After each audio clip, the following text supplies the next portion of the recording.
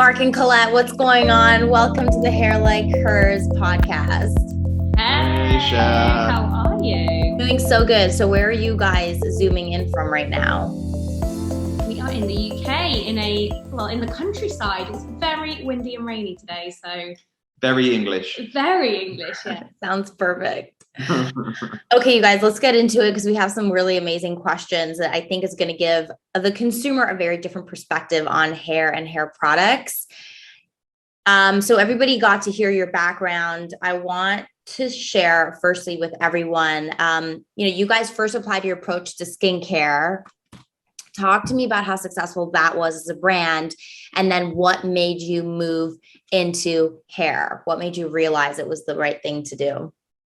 So we always start with why at the Inkey List. And when we started the brand, our why was really trying to help the consumer understand the scary world of skincare, because we could see so many people confused. They were using Reddit forums, Facebook communities, just asking each other's advice and just weren't really understanding ingredients and what was good for their skin.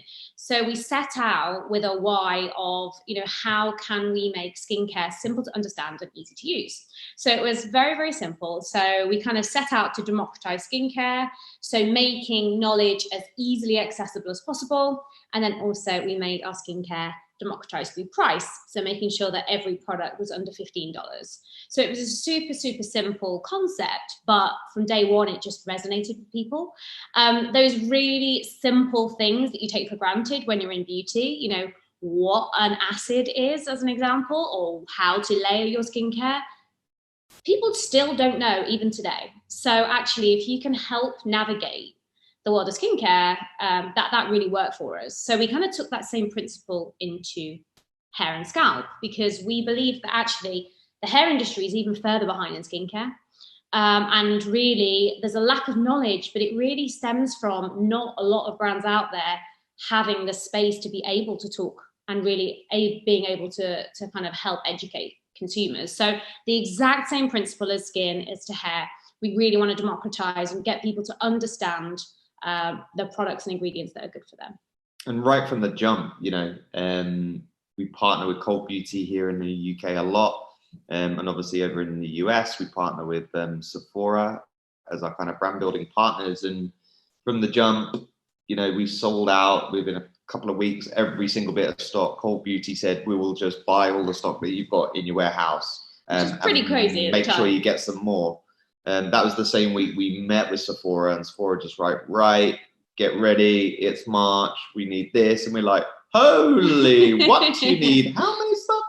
And so we've been sprinting to catch up ever since. But I just think it goes to show that, genuinely connecting with the consumer on exactly and explicitly what that something is about the product and why they should be using it directly for themselves without the BS, and just making the choice back in her or his hands is definitely resonating in both categories.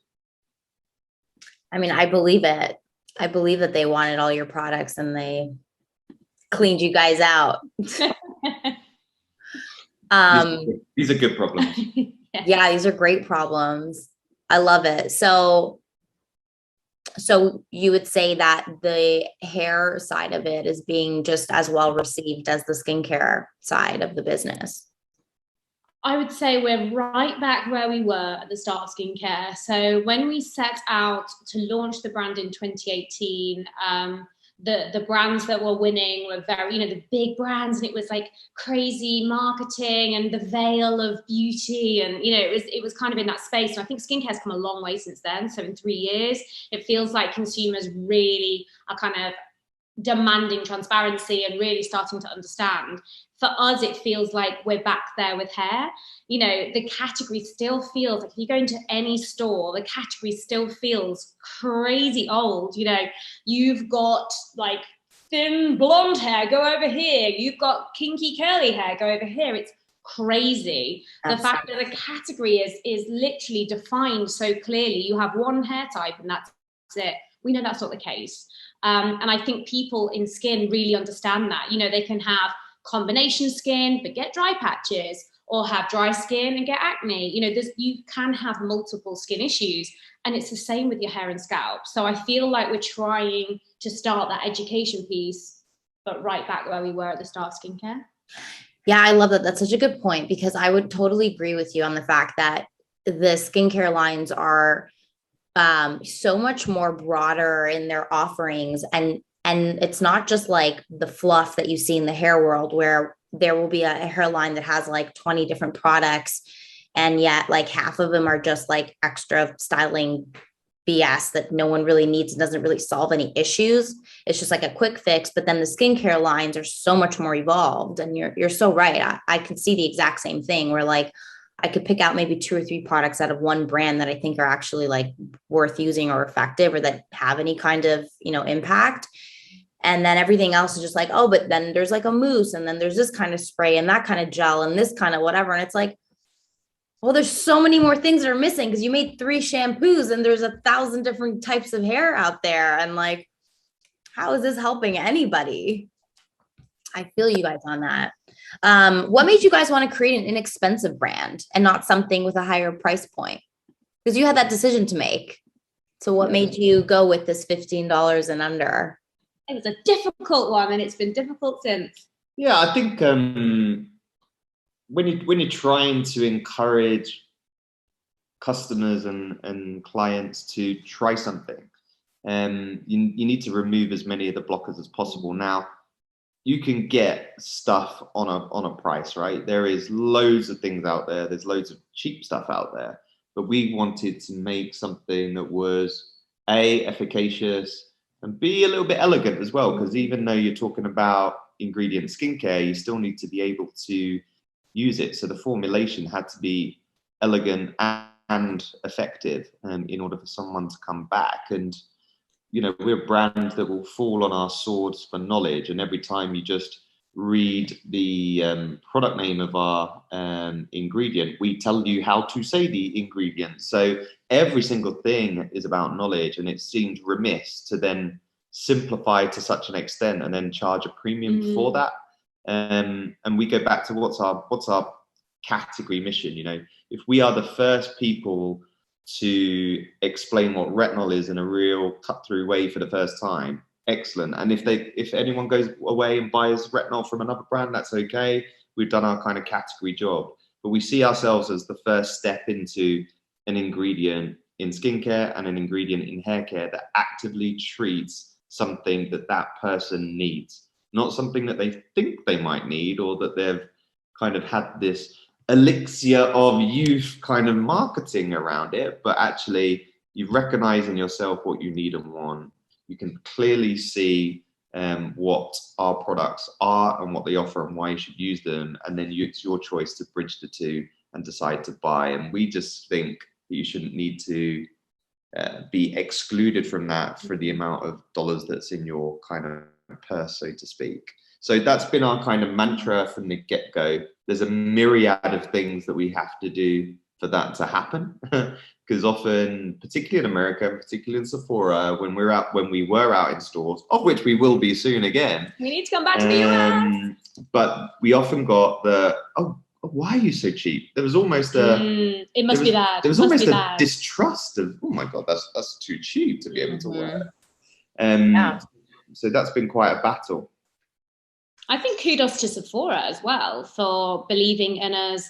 You know, they tried all the products, you know, they loved them. And the fact that they took that call to say, you know, we've got very premium brands at a very premium price, but we're going to take a call on you guys. And it's been amazing for the Sephora client to be able to walk into a store, and yes, they might be, you know, buying something for their face from a color cosmetics perspective, but you know what, come and give hyaluronic acid a go on your skin. You know, it's amazing that we can offer that first step into skincare if they're not there already, and doing it in hair is actually even more exciting for me. I'm really excited that we can offer people solutions in hair that they wouldn't have had access to previously. What does the consumer need to know about product costs? Like, how do you guys just keep yours so low? Yes, good question. With difficulty. So same in skin and hair, our kind of past is combination of commercial and scientific and brand and product development. So our old contact base, we know more people who have raw materials as a business than anything else, and so we go there first and start with that raw material, and everything about that raw material and how it can operate at its best we kind of put front and center. Then we add a few more things around it and then cut everything else back, whether it's everything else that needs to go into the formulation, whether it's the packaging itself, how we operate as a business to try and get things where they need to be as cheaply as possible. It all stems from there, because we don't start at, this costs us $5 to make, we need to make like 60, 70, 80%. No, it's not even about that. It's, this is the price that we think a consumer should pay for a very, very, very good product. It's our job then to make sure that we can afford running the business, paying salaries, getting it out to people, and making sure that we can get our message out there. But that's how we do it. It's a bit of a client, consumer, price point first mindset. Yeah, that's really interesting. Yeah, so you start with the price point, you know, like what you're targeting, and then you work backwards from there. Yeah. And then it's a huge challenge from there to make sure that we are buying as efficiently as possible. And as Mark said, you know, our formulas are elegant, but we don't put any extras in. You know, there's not the fragrance. You know, we're not putting fillers in. So all of our, you know, products, there's some things in there for a reason to be efficacious. That's our kind of mantra in terms of the way we build the formulas. So yeah, always invested in the formulation itself. The formulation is usually nearly 9 out of 10 of the cost. Everything else is definitely pared right back. So everything goes into the juice, and hopefully that entices customers back. So you're telling me formulation is the biggest cost? By far. Right. So our packaging has to work with the formula, so we need to make sure it maintains its integrity. But it does make me laugh, even to today, when I see Instagram posts of our products on a shelfie, because the fact that people want to take photos of our product still blows my mind, because that is not what we set out to do. We set out to have amazing products that people want to use, and I thought they'd be in people's bathroom cupboards, not out on their shelves. So that's amazing that people are seeing the value in the brand. Yeah, it's nice. You did keep it really simple. I'm like looking at them right now across the way, because I have like my like shelving of like all the different brands that I like and I'm working with and I've been testing out and whatnot. And yeah, you guys are, it's really simple. It just kind of works. But it's funny because you didn't put too much or too many resources into that. And yet it is really aesthetically beautiful. Good to hear. Oh, Yeah. Good feedback. Yeah. Thank you. Thanks, Mark. And Mark, so you do the formulation yourself?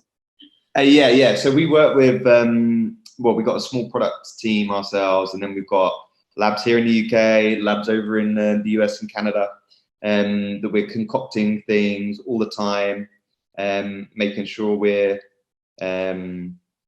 always trying to stay ahead, always stay on the front foot when it comes to the latest and greatest ingredients or different trade ingredients that could offer real value to consumers. What would you say, like, after the fact that formulation is the biggest price point, what's the next type of ingredients that brands are adding that make them expensive or help them kind of justify their expensive price points? It depends, because a lot of the time it's not just about that. It's often, packaging is a bit of a challenge to any brand. And I don't say that disparagingly about any other brand. Anyone who starts a brand and business is a credit to themselves and anyone that would try to do it. Also, just to note, we're on a journey in terms of sustainability and recyclability. It is not cheap to be sustainable. Yeah. So that's another thing I would add. Brands are struggling right now because the supply chain just isn't there. So trying to be responsible as a brand, trying to have sustainable packaging, making sure everything's recyclable, it's really hard and it's really expensive. So that definitely is a challenge for a lot of brands, because consumers want them to be as responsible as possible, which is amazing. Yeah. So would you say that that's like an upfront cost, trying to be, yeah, for sure, definitely that conscious and having all the right packaging? It's like upfront, just trying to get all that aligned is just that much more work and that much more difficult. Yeah, for sure. Especially for the smaller brands, you know, and all the indie brands, When you you're know, buying like our small own, quantities, like the prices are. it's really tough. insane. So even though the bigger boys have got an advantage in that respect, they're not the ones that will lead the way. And that's why hair care is kind of really beginning the journey that skincare was on 5 years ago, because, you know, there was you know, only a few skincare brands back in kind of 2016, 17 that started to give the big companies a real kick and make them think differently about how to approach everything. And I think we're just at that kind of tipping point now with hair care, where the younger independent brands are doing things right, making the right calls, to really challenge the bigger guys and make sure that, you know, the consumer gets a better experience and there's a better output for the world.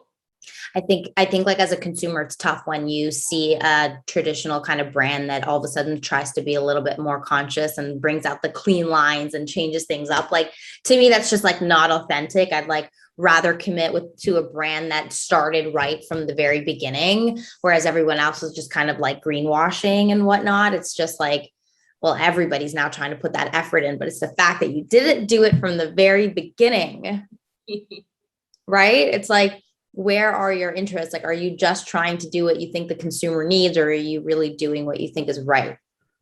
There's a lot of tick boxes when you go into beauty of, are you clean? Are you sustainable? Are you fragrance free? Is it really interesting, actually? It feels like we've gone from, and it'd be good to get your perspective on this, Shab, because in skin specifically, over the last sort of 3 years, it's gone from heavily fragrance brands to actually it's a badge of honor now to be fragrance free, because it can be quite irritating for the skin. Yeah. I'm not sure hair's there yet. You know, it was funny when we first spoke, Shab, and you were like, what's the smell? And we are fragrance free as a hair brand. And I think that's probably quite unique, actually. Definitely. I mean, it's oftentimes you ask somebody like what their favorite product is, and they'll be like, oh, I love this shampoo. It smells amazing. I'm like, what? That has nothing to do with it. I think consumers are used to expecting this really amazing, like, you know, experience from the scents. And yeah, I don't really care for it. Like, less is more. It's all becoming so overwhelming. I love the fact that none of your products have any scent. Like, that's just so wonderful. And actually, like, you know, we just had the press event that I was helping you guys out with last week in Soho. And for those of you that don't realize what that was or hadn't followed along, Mark and Colette weren't able to attend since they're in the UK. And so I was there kind of repping the brand and helping the press and the influencers that were there chatting about the hair care line and just really talking about hair health and scalp health and all that. And everybody was so happy to hear that there was no fragrance in the products. It was like such a relief to everyone. And, you know, like many women would say, well, if I had to choose one fragrance, it's my perfume, and I don't want anything else like getting in the way of that, which I agree, because hair products, like, you will smell my hair all day, right? Like, especially when it's long and whatever. And it's like, I really don't want that smell to come off. I have a perfume for that I've specifically selected. And also we know how unhealthy fragrance is. So. Well, that's quite an interesting point, because, you know, people, it always comes back to why are we doing something? So the reason why we formulate the way we do is to make sure that our products are as accessible to as many people as possible. And when you start getting into fragrance territory, etc., you might start to shrink that window of people, because you get people with sensitive skin, whether it's skin or hair. Yeah. And also you start to get into cost as well, which then takes you out of certain people's kind of affordability. So again, it always comes back to, what are we trying to do? We're trying to be people's first simple, easy, effective, and affordable step into anything skin and hair. And if something sits outside of that, then it doesn't make the cut, whether it's in the formulation, in the product, or what we do as a business. Tell me, what is the greatest thing you discovered when you were formulating for hair versus skin? Like, how is it different? Because it's not the same thing, right? We're dealing with the scalp, which is an extension of your face, yes, but then there's strands, which is a completely different fabric. I'll talk to marketing, because I've got a hilarious insight. Okay. Wait, are you guys consulting in the middle of the podcast? Yeah, we absolutely were consulting. So from a formulation perspective, it's actually how the formulation works in the applicator, because obviously you're talking about different methodologies. You got to get really into the scalp, and then obviously hair, like you say, Shab, the strands were a whole new ball game. So in skincare, we've been quite lucky in that actually we could keep things the simplest possible when it comes to just having an opening and squeezing out some juice and you put it on your face, but actually making sure that we formulate to a viscosity and to a finish actually that works well in conjunction with the packaging was where we had our biggest learnings. Not only that, from a usability perspective, like Colette says, it was the first chance from a ground zero that we could have, 100% sustainability from the jump. Whereas we just couldn't get that 3 years ago within an affordable position. So, that was an extra challenge on top. And we didn't get it all right all the time. Some of the viscosities and some of the fixtures we chose in terms of the applicator meant there were some leak impacts, and we've got a fully recyclable pump. But the pump was so hard that some people's like, I've got to go to the gym for my finger and actually use this product because the pump's so hard. So yeah, there was definitely learnings as we've gone along, like there was in skincare actually. But that aspect, that duality of formulation and pack was definitely the toughest challenge. And we had no idea how different it would be from a marketing standpoint. We were like, this works because like hyaluronic acid on the skin and then hyaluronic acid in the hair, like people understand it's all about hydration, right? No, it just didn't resonate. They are completely different consumers.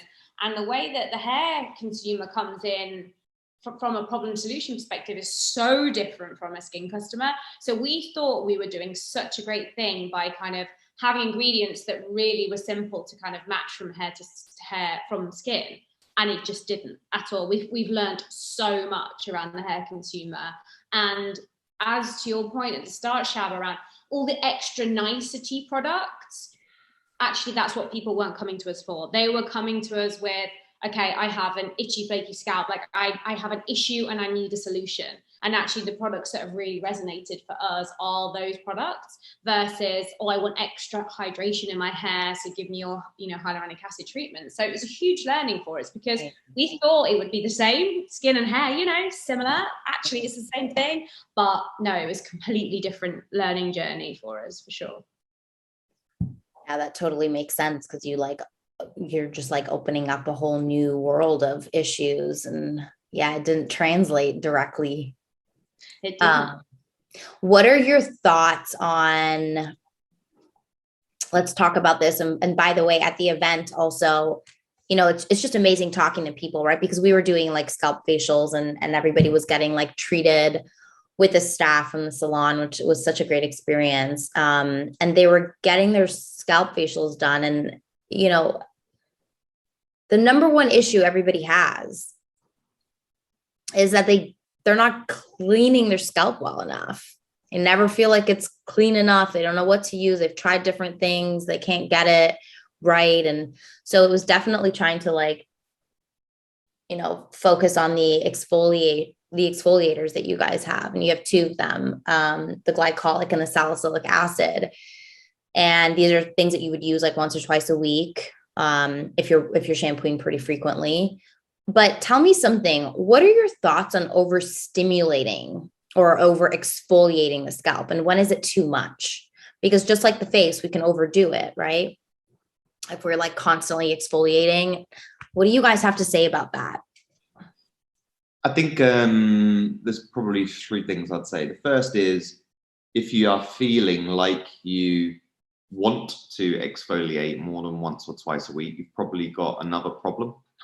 There's probably another issue at hand that you don't necessarily fully understand, whether that be the amount of products you're using or the amount of times you're not washing or you are washing. I think there would be another problem at hand.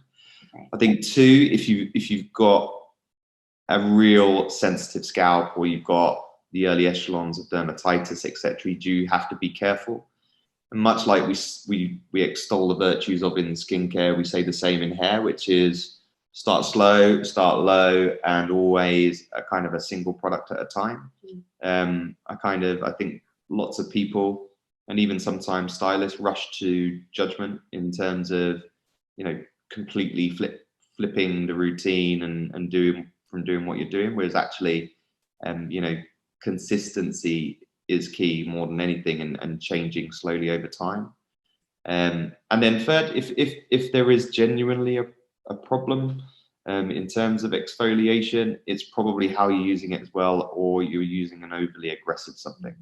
So it always starts with you and yourself, because you know what your skin or your scalp can or can't take.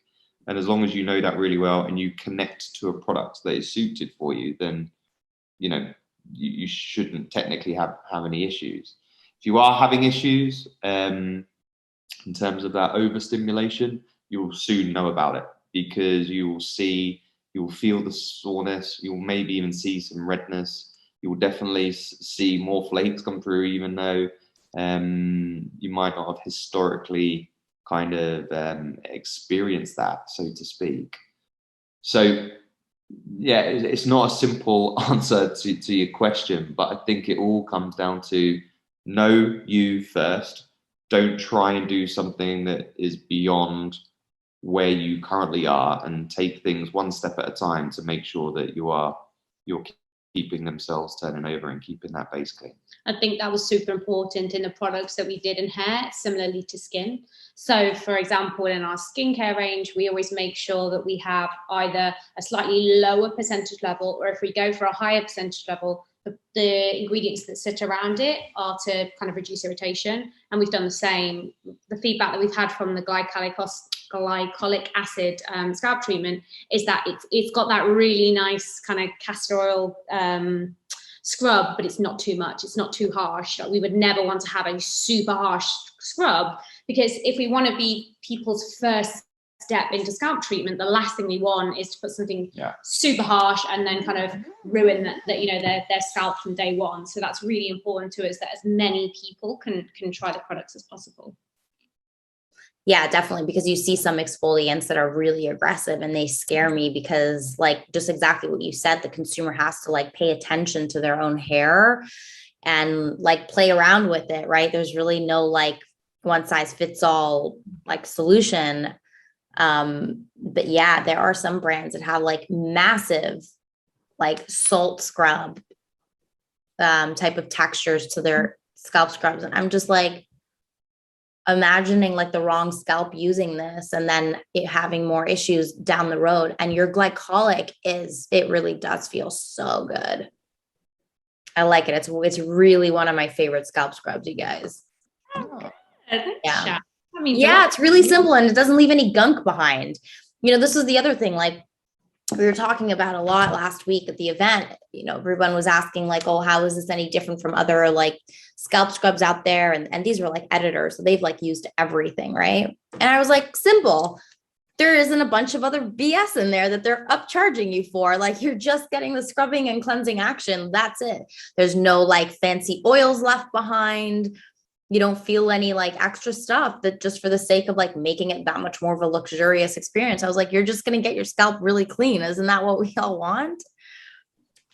Ooh, love that, Shab. Yeah, this is what happens when I like a brand. We love it.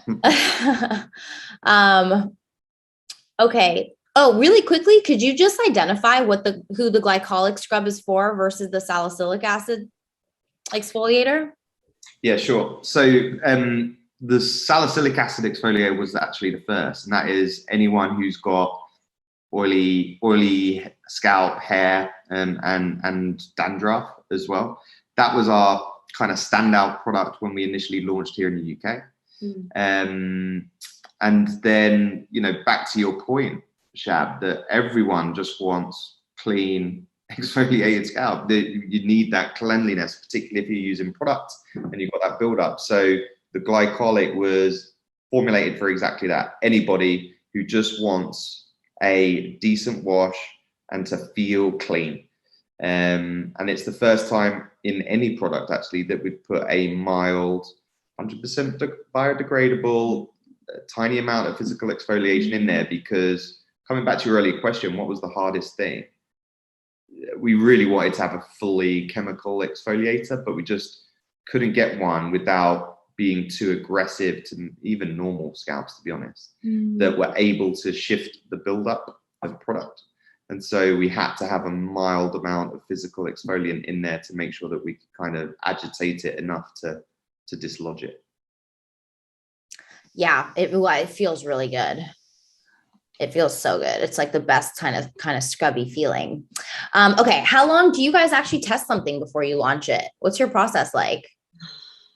Completely depends. It does. The glycolic acid was interesting actually, because we went through like 5 rounds of a chemical exfoliation only, and we literally just weren't getting that satisfaction. So that took like, I think we probably worked on that for like 6 months, and then we're like, no, let's get some physical exfoliator. We have 91 staff, so we will get our teams like testing it. We have like an Excel spreadsheet that everyone fills in, like first use, third use, fifth use. So we're getting real people trying. We try to make sure that we get every single hair type to try it as well, because there's no good like the 2 of us trying it, right? Although very different hair types. So actually, Mark will come on to his favorite product in a minute. But yeah, we make sure that we do full vigorous testing with like at least 30 to 50 people to make sure that it kind of cuts the mustard. It's probably about a year from start to end for a product that we kind of need to really, really iterate. But however long it takes, really, we don't kind of stand by this is the launch date and this is when it has to launch. You know, we want to make sure it's right. And my goodness, is there like 50 other product ingredients and ideas that we've got that haven't quite worked out. So always working on lots at the same time. What are your favorite products and why? Each one of you. Mark is, honestly, I've been thinking about this, and I think he should be the advert for the salicylic acid scalp treatment. Like you genuinely should be the advert for this. Yeah, I do suffer oil and flakes pretty bluntly. And he wears navy blue every single day. So you can imagine. I know. Yeah. A shop assistant the other day thought I was the weirdest guy in the world. But anyway, but no, it genuinely works. You do get something instant. Instant, like one use. And it's, you know, the gift of the salicylic acid and the trade ingredients that we got in there is as it will take care of itself afterwards. So it's not just about clearing away the flakes, it's about actively targeting the root cause, and the root cause is oil. Too much oil, you know, it imbalances the microbiome, and all of a sudden you've got, you know, your scalp being really unbalanced and heading into flake territory. So tackling the root cause is why that product is great, and it's great if you want something instant to cleanse it and take it all away, and it's good to manage it as well. And I know instantly if he's sold, like if it's run out, like he'll come down after the shower, and within an hour I'm like, you've stopped using salicylic acid, haven't you? And he'll be like, oh, I ran out yesterday. I literally know the day after. It's crazy. What do you mean? But you can see the flakes. Like he's wow. And as soon as he uses it again, it's gone. Like you should like have a vat of that stuff in the bathroom because it genuinely works. Like there are a few products in our skin and hair that we couldn't live without, and that is definitely one of them. I think it's so major for men. I don't know what it is, but like men just don't cleanse their scalps well enough. Like it's so neglected often, like with male clients that I've had over the years and family and whatever. And I talked about this in my last podcast that I had a solo episode on. I was telling everybody about my brother. I don't even know if he knows I talked about it, but he calls me when like it's like my own family, like they don't really ever bother me with hair questions, but he calls me and he's like, my scalp's acting out. And so I go through the whole list of questions. I'm like, all right, what's going on, without seeing any photos, right? I can generally get to the bottom of it without even seeing anything. And he's like, yeah, I don't know. All of a sudden it's kind of flaky. It looks weird. It's patchy. It's kind of itchy, this and that. He sends me a photo finally. And I was like, dude, you're not cleaning your scalp well enough. Like you moved homes, like there's something in the water. It's just, you're just not cleaning it enough. He's like, I don't understand. I use shampoo every day. I'm like, right. So like, I want you to scrub a little bit harder next time and like switch up the shampoo or whatever it is. And he did. And it was like gone. And, everyone thinks it's like always such a big, complicated issue. Meanwhile, it's like, no, you just really don't get in your scalp, because I don't like, men do this in the shower. They like put the shampoo in and they go like that, the like back and forth thing. And I'm just like, what? You got to get in there, like scrub it off. Like it's dirty. It's oily. And I feel like half the time that's like the only issue. So, and then you use a lot of product in your hair, right, Mark? Like you use styling product. Yeah. I use some product every day, but I still, I would never be able to dampen the volume. The boy has volume. But you use hair product every single day. So your buildup is exactly. Yeah. And it's so close to your root. Whereas women, like our styling products are not really focused up here. So yeah, true. Yeah. Very true. Okay, Colette, what's your fave? I'm also enjoying Shab's intimate knowledge of men's showering. That's why, like, you guys, that's why, like, I'm building out my platform, like Leona. That's why it's like strictly for women. I'm like, men need another separate platform. Like, that's different marketing, education, like expectations. It's so different. But yeah, starting with the women. Colette, what's your favorite product and why? So I have really thin hair, and I've struggled previously, and actually I am the test for all of our products in terms of layering. And because I have thin hair, I find a lot of products like super greasy, and it just means that I just have to wash my hair more, which obviously is not good.